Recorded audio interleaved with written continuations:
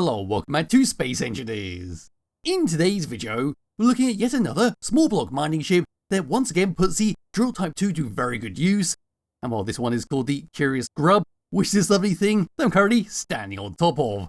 So this is a extremely long boy with one single drill at the very front, and because of that, it can't go all the way through an asteroid just by holding down forwards and letting it drive all the way through to the opposite side. This one is more of a surface miner, or more just slightly hollowing out the area, gather up all the resources they need for your adventure. Streamline this a bit more, now press F10 and go through the spawn menu. So here it is, his full name is the CBC CG854 Curious Grub, and is 314 small blocks, using one hell of a lot of the DLC packs. It uses no mods, but does have a script on here to help assist it with mining, and of course cruise control and all of that. We'll see that a bit later on. Above here's a nice bit of information about it. All the way down to here is its features. So we see it's got a filtering system for stone and ice, flight assistance, and cargo info. It can also eject out the stone on and off by a separate button, and it's usable in space and on moons, but of course cannot go down to planets because it does not have the appropriate thrust to be able to do that. Down the bottom is its specifications, and of course its hotbar setup. Now we'll simply give this thumbs up, move around towards the very front, have a look around the outside, then we'll go drill into the asteroid we see right behind me, and you can see the hole that I made earlier while testing this thing out to see if it could go all the way through, and unfortunately it could not. The way it's being built is you have to keep adjusting it up and down, but due to the sheer length of this thing, it's not feasible in the long run. So of course it's going to be for surface mining. We can actually see the patch on the surface, and you're just going to hollow it out till all you can take is fill up, and drive back to your ship, your base nearby, and go and unload everything. But anyway, for the very front of the Curious Grub, this is what we get. But as you can see, we've got a lovely Drill Type 2 at the very front, although it is sort of upside down, but nevertheless, that's perfectly fine if people want to do that. Above there is our industrial cockpit to drive around, with a transparent LCD screen right next to it. Surrounding all that, some yellow steel blocks make up the main theme of the ship, but then two spotlights to blind the general area in front of you. Moving up slightly, we see the start of hydrogen thrusters, which are the main form of thrusters on this ship. So like I said on the Steam Workshop, it's good for being in space or on a moon. Move around onto the side, here we come all the way past this. We see our conveyors coming across from the drill, all the way towards the back, but eventually link up to our cargo containers, then eventually a connector at the very back. Yes, on the side view here, we see it's been slightly covered up on the side of the cockpit. Across over to here, even more hydrogen thrusters, which have been very neatly covered up by some armoured panels. That comes across two batteries, giving you a nice bit of power. All the way across to here, more hydrogen thrusters, more great use of the scaffolding blocks and armoured panels. So we come across to the very back, we've got our O2H2 generator, a large hydrogen tank. Once again, more armoured panels, making some great detail all around this thing. Then towards the back there, there's your medium cargo containers, which I'm standing on top of. Another hydrogen thruster, a nice little cap just coming up the access panel on the side of that cargo container. Then the very back here, here's your large connector, go and dock it up.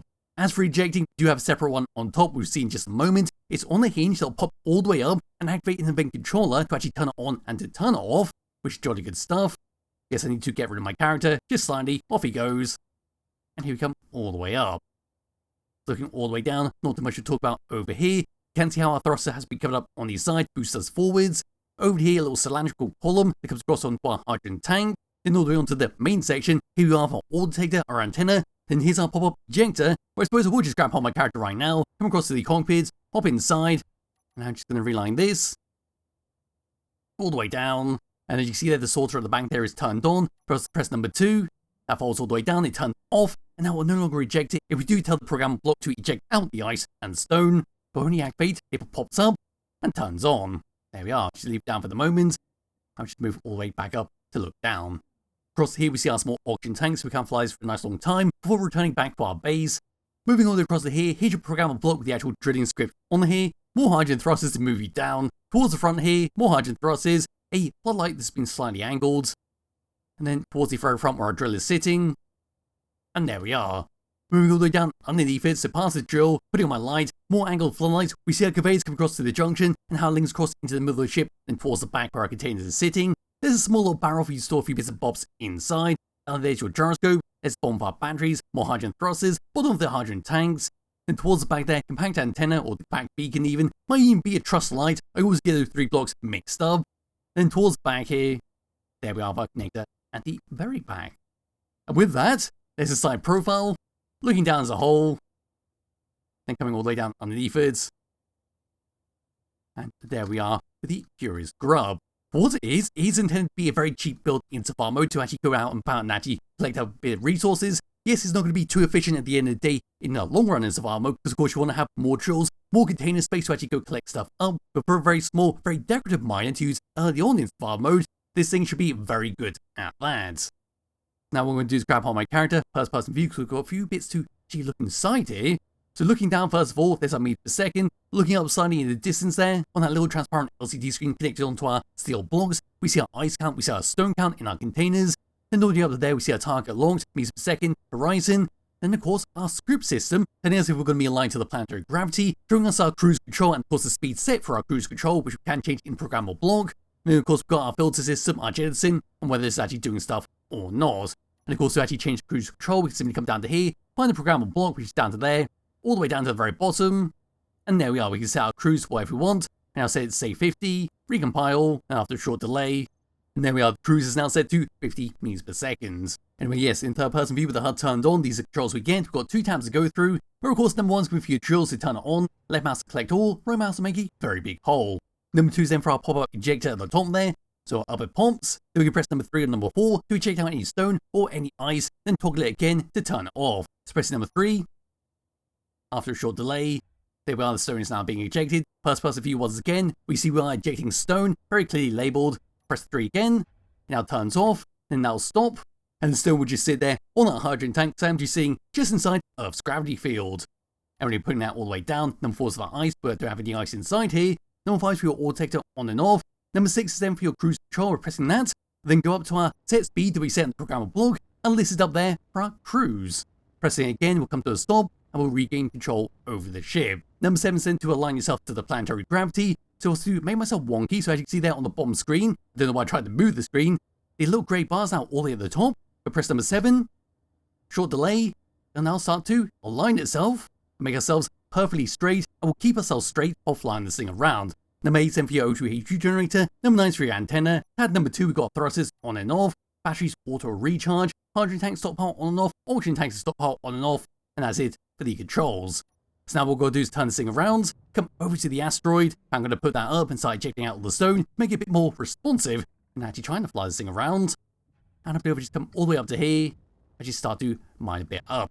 So here I come, and now approaching it a little bit quick, there goes all the stone just flying away there, just bouncing off the asteroid. And I'm just going to left mouse, and I'm simply going to collect this up. In fact, I'm going to turn it off so I can actually start to collect up all the stuff. Look down to here, looking up. And we keep moving forward. There are no cameras on here to actually get a precise look at what's going on, so you do have to kind of gauge it a bit from the front here, which can be a bit awkward. Yes, I can now just right mouse button, and this will allow us to go all the way through, so here we come. And there we are, nice big tunnel all the way through, but of course we're not going to be collecting up any kind of resources, not collecting up any kind of stone. We still have that option at the end of the day. Alright, putting this thing away. During that very short collection period, and of course the stuff I collected earlier, here's what I've got inside here. So we've got a bit of stone in the industrial cockpit, we've got some in our containers, and of course we've got some in our connectors, and of course the ejector connector on the very top. Of course we can ignore that because it's in the O2 HU generator, and that will not be ejected out by the system, that'll just be there to keep you powered. Anyway, moving away from the asteroid. Moving this thing forwards, here we go. And this is what we get at the end of the day. Moving that way so we actually see it against the dark skybox, which will be in the description below if you are interested. It's called the BlackHole skybox with a massive black hole in the distance there. And well, that is that.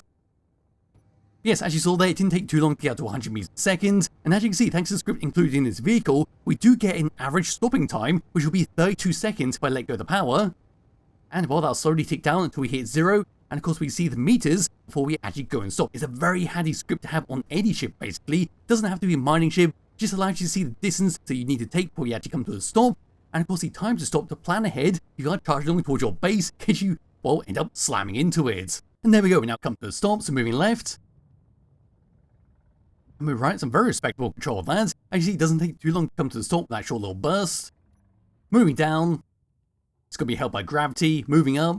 It's going to be a little bit slower, so we'll be a little bit careful in the planetary gravity to make sure you don't go too far and lose control.